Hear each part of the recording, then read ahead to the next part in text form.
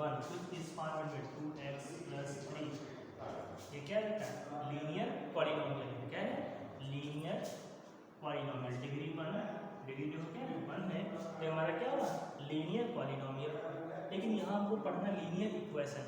तो बेटा जो पॉलिनोमियल होता है उसी में अगर जो उसको हम इक्वल टू 0 लिख दें, क्या लिख दें? इक्वल टू 0, तो हमारी क्या कन्वर्ट हो जाती है?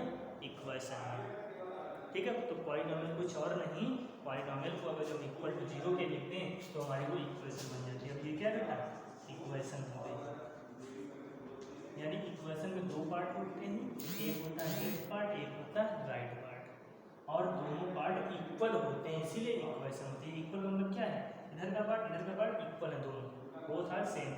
ठीक है, इसलिए इसको हम क्या कहते हैं? इक्वेशन कहते हैं। यानी सारी की सारी पॉलिनोमियल जिसको हम इक्वल टू 0 के लिख दें, जिसमें हम इक्वल टू लिख देते हैं, उसको हम इक्वेशन कह देते हैं। ठीक है, तो इक्वेशन कुछ और नहीं होते। ठीक है, तो ये हमारी हो गई लीनियर इक्वेशन। फिर कहा इन टू वेरिएबल, तो पॉलिनोमियल भी हमने 2 वेरिएबल पढ़ा था। क्या होता था? 2x plus 3y plus 4। ये क्या है?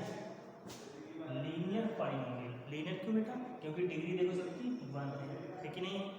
और 2 वेरिएबल है। Linear polynomial and 2 variable. क्या है? 2 वेरिएबल।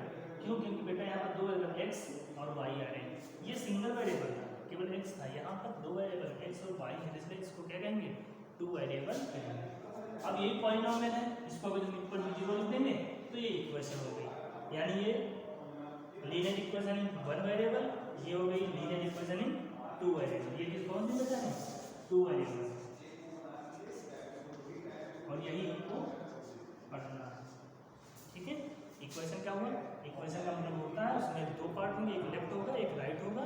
ठीक है, दोनों इक्वल होंगे, इसलिए इसको हम इक्वेशन कहते हैं। इक्वल से इक्वेशन होगा। ठीक है, यानी कोई भी पॉलिनोमियल इक्वल टू 0 लिखा तो वो इक्वेशन हो जाएगी। ओके, अब बात करते हैं सॉल्यूशन निकालने की। तो सॉल्यूशन कैसे फाइंड करते हैं?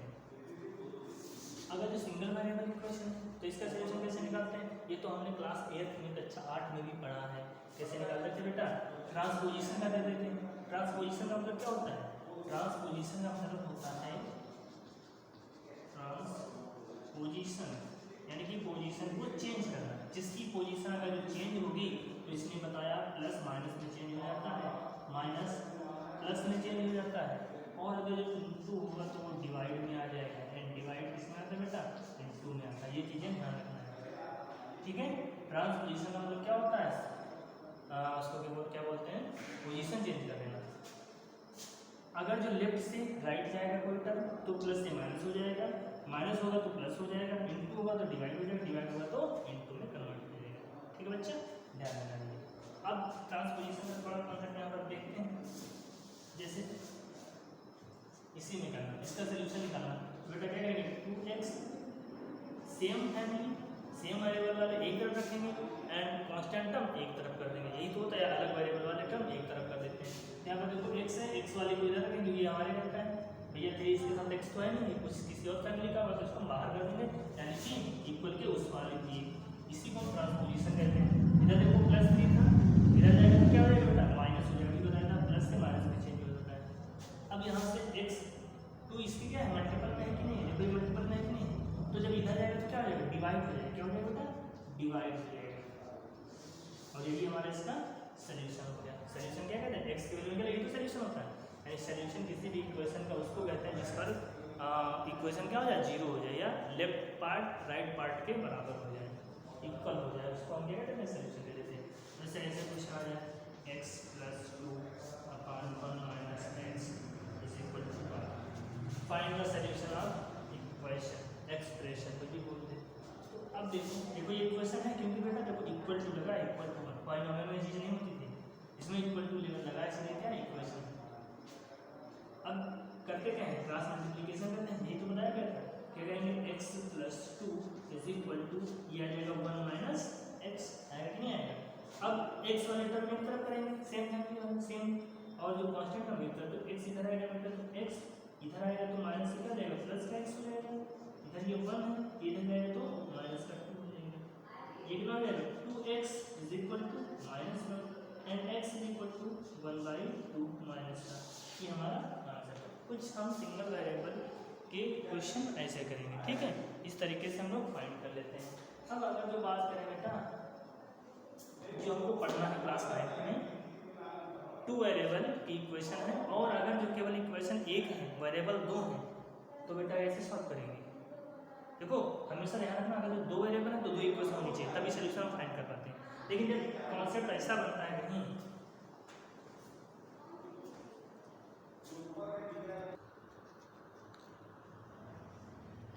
ओके, तो बेटा हमने ये बताया था कि अगर जो एक इक्वेशन होगी 2 वेरिएबल होगी तो इसके हमेशा हमेशा मेन सोल्यूशन आ जाएगा। कितने आते हैं बेटा?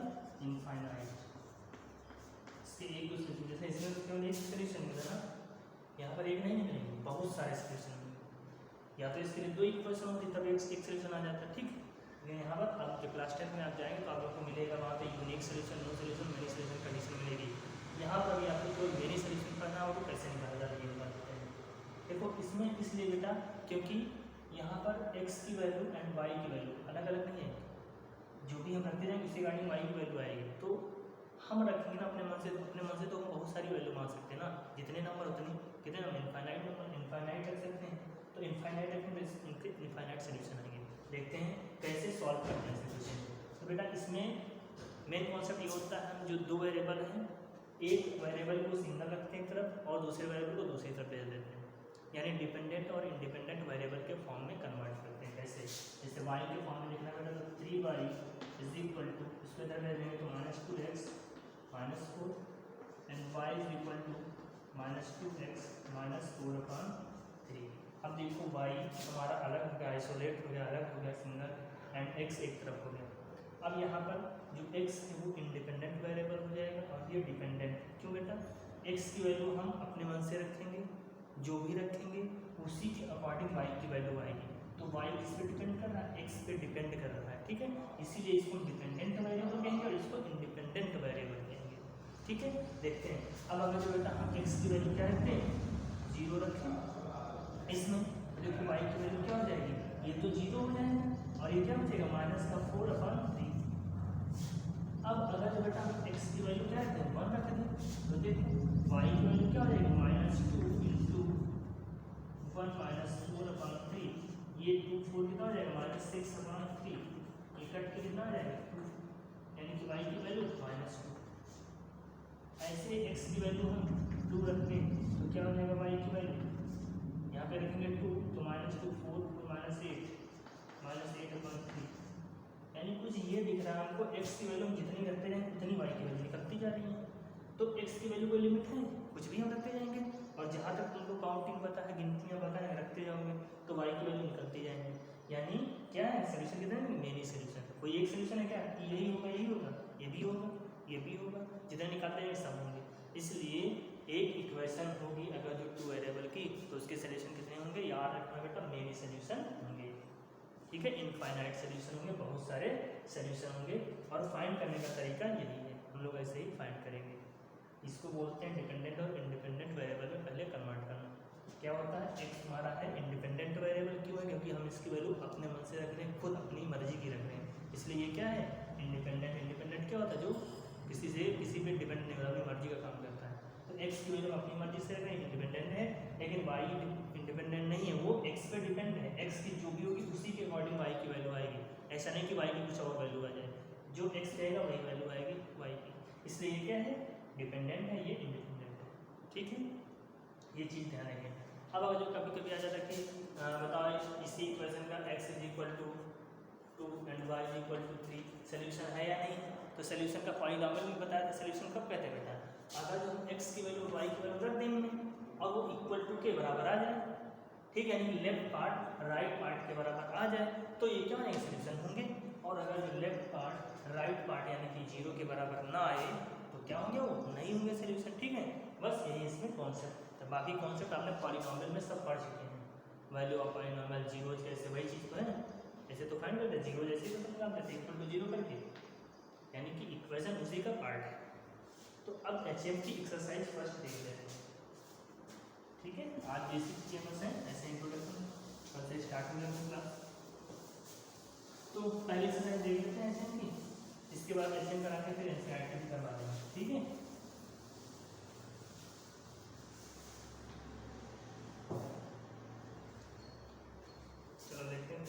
एक्सरसाइज कौन से बेटा 3.1, ये HM की है, ठीक है।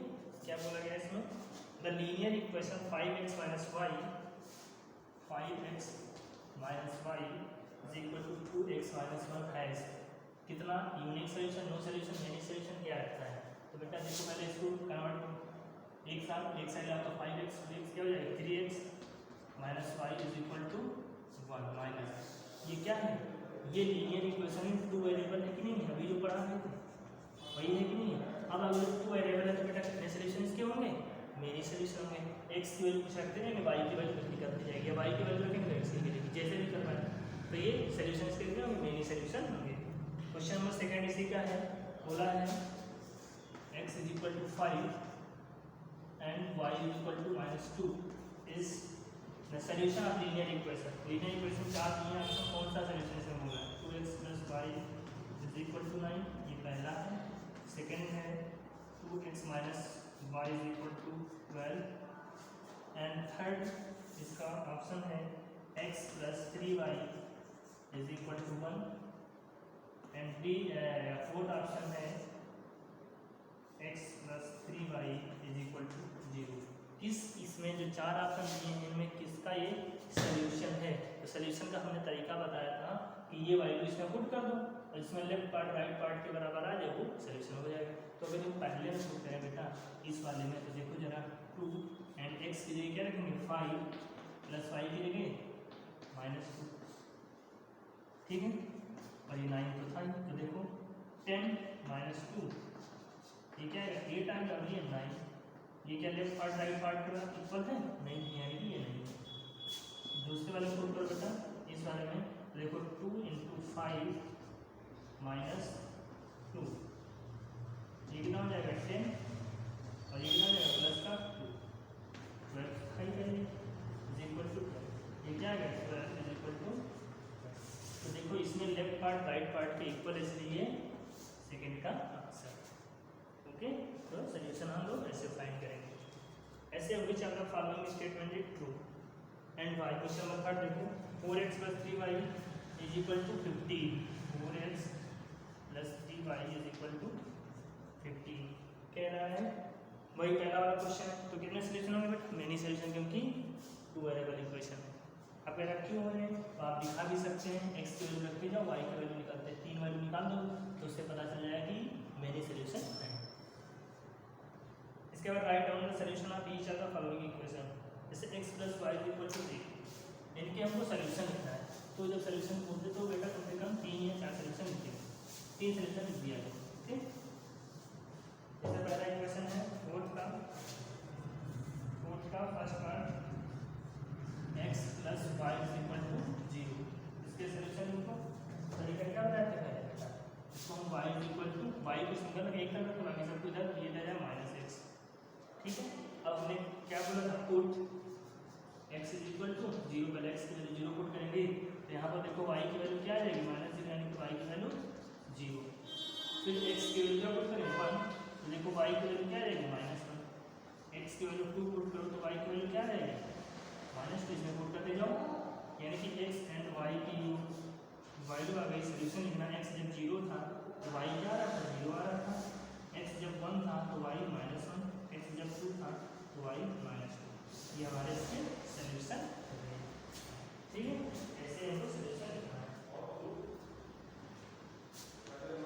ऐसे ही क्वेश्चन नंबर इसी का थर्ड पार्ट देखो, x + 2y = 6, इसके लिखने सोल्यूशन तो क्या करेंगे, हमने बोला था 2y = इसके जगह तो 6 - x हो जाएगा, x को इधर ट्रांसपोजिशन कर दिया, y = 6 - x/2। अब x की वो वैल्यू रखते जाओ, कोई भी वैल्यू रख दो, यानी कि पुट x = 0 पुट में पहले 0 से स्टार्ट करें तो y क्या आएगा बेटा, देखो 6 - 0/2, ये 6/2, ये कितना आ जाएगा 3, यानी कि वैल्यू y की आ गई 3, ठीक है। अब x की वैल्यू हम क्या पुट कर दें 2 पुट करें, अच्छा 1 नहीं पुट करना, क्योंकि 1 पुट गया तो ये फ्रैक्शन में ना ले, कौन सा अच्छा नंबर होता है, इंटीजर अच्छा कि फ्रैक्शन। इंटीजर ना तो कुछ इंटीजर के फॉर्म में बनाए, जब नहीं कभी कभी हो जाता फ्रैक्शन नहीं आना तो फ्रैक्शन में आए, कोई दिक्कत नहीं। x की वैल्यू 2, क्योंकि हमको अपने मर्जी से रख रहे हैं ना, तो ऐसी वैल्यू रखें जिसका सिंपल वैल्यू आ जाए, अब तुम्हें बताओ अगर हम 1 रखते बेटा तो 6 - 1 5 होता, 5.2 आता। 5 क्या 2 से डिवाइड होगा नहीं होगा ना, तो इसलिए हमने 2 रखा। 2 रखेंगे तो y की वैल्यू क्या आ जाएगी 6 - 2/2 कितना हो जाएगा 4/2, ये कैंसिल हो जाएगा, यानी कि y की वैल्यू क्या आ गई 2। अब ऐसे ही आप x की वैल्यू क्या रख सकते हैं 2 डिवाइड तो 2 का मल्टीपल ही रखना है, 4 रख क्या रखते हैं 4 रखते हैं। तो यहाँ जब 4 रखें तो 6 - 4 कितना हो गया 2/2, y की वैल्यू क्या आ जाएगी 1 आ जाएगी। ठीक है, तो ऐसे सॉल्व करते जाओ। तो आप ऐसे भी लिख सकते हो, पहली वैल्यू 0,3, दूसरा सोल्यूशन 2,2, तीसरा सोल्यूशन 4,1। जब x की वैल्यू 0 तो y 3, जब x की वैल्यू 2 तो y 2, जब x की वैल्यू 4 तो y 4। आप ऐसे भी लिख सकते हो, चाहे टेबल बना के लिख दो चाहे ऐसे लिख दो, दोनों चीज सेम है। ओके, इसके बाद क्वेश्चन नंबर 5 की बात करें बेटा इसमें तो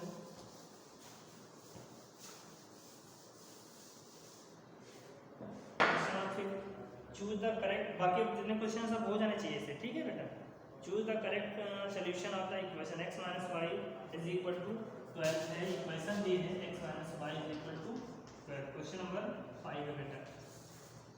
अब कह रहा है इसके सोल्यूशन, इसमें चूज करो कौन से सही सोल्यूशन। जैसे पहला ऑप्शन दिया है 4,3, इसका सोल्यूशन है या नहीं है। दूसरा है 0, -12, ये है कि नहीं है।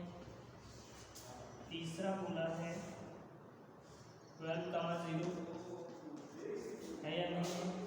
Fourth 12,12 and 24,-12।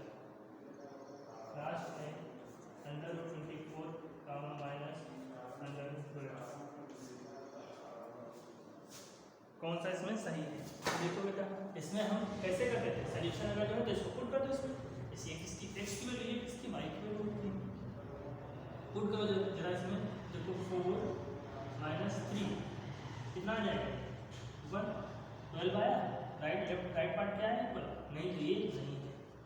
ये वाला देखो रखिए बेटा इसको, तो देखो x के जगह 0 रखेंगे, माइनस y के जगह -12 रखेंगे, तो माइनस माइनस क्या हो गया 12 हो गया, यानी ये आ गया। तो ये इसका ऑप्शन है सही है, यानी ये इसका सोल्यूशन है।